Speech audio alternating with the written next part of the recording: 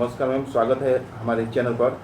और जैसा कि योगा डे पर काफ़ी सराहनीय भूमिका रही आपकी, क्या कहेंगे आप?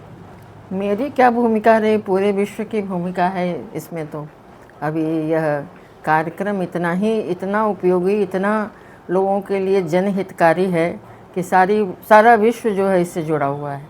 इसलिए इस मेरी भी छोटी सी पहल रही। मैंने भी प्रयत्न किया कि मैं भी अपने लोगों को जोड़ लूँ, ज़्यादा से ज़्यादा लोग ऊर्जावान बने। इसको जागरण मैं जितनी मेरी क्षमता हो उसके अनुसार थोड़ा सा जागृत लोगों को कर सकूं।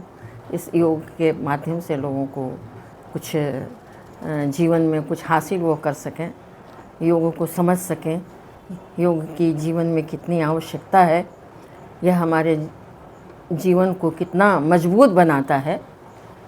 इसी के लिए मैंने भी थोड़ी सी पहल की और कुछ उपलब्धि हुई। कुछ लोग आए, विभिन्न स्तरों के लोग आए, डॉक्टर भी आए, पत्रकार भी आए और योग मर्मज्ञ भी आए, योगी भी आए।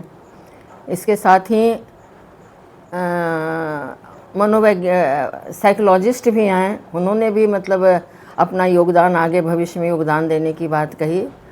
और हमारी ये डॉक्टर जया जैन संस्थान ने उस दिन लोगों को संकल्प लेने के लिए प्रेरित किया कि भाई आप जीवन में योग को अपनाएं।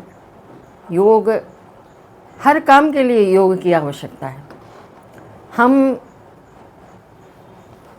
मैं महिलाओं के लिए भी कहूँगी, आप किचन में काम करते हैं, वहाँ भी आप जो भोजन बनाते हैं वहाँ भी योग है।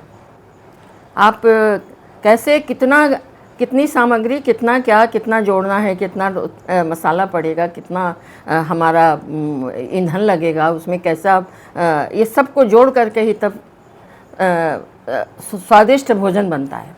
तो इस तरह से जीवन में भी आगे बढ़ने के लिए, जीवन में कुछ कर गुजरने के लिए, जीवन को संयमित बनाने के लिए, अनुशासन के लिए, पढ़ने के लिए, शिक्षा के लिए, हर क्षेत्र में योग का अर्थ ही है जोड़ना, जोड़ करके जीवन में आगे बढ़ना। और हर व्यक्ति असीमित शक्ति है उसके भीतर, जिसको कि हम इस जीवन के भाग दौड़ में भूले रहते हैं, समझते नहीं हैं, जानते नहीं हैं, उसे याद नहीं कर पाते हैं। लेकिन वही योग जब है, वो सारी शक्तियों को एकत्र करके, संयमित करके जीवन में जब उसका हम उपयोग करते हैं, उपयोग करेंगे तो हम बहुत कुछ प्राप्त कर सकते हैं। जीवन में जो चाहेंगे वहाँ पहुँच सकते हैं। यह योग की आवश्यकता है। इसलिए सबको जीवन में योग अपनाना चाहिए। वही हमारे उत्थान का बहुत बड़ा रास्ता है, वह एक बड़ी शक्ति है, हमारी आंतरिक ऊर्जा को प्रकट करती है और उससे हम बहुत कुछ हासिल कर सकते हैं।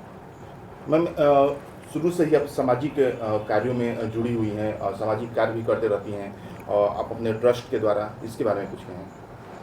हमारे ट्रस्ट का उद्देश्य ही है लोगों को जन कल्याण, और विभिन्न क्षेत्रों में हम काम कर रहे हैं और आगे करना चाहते हैं।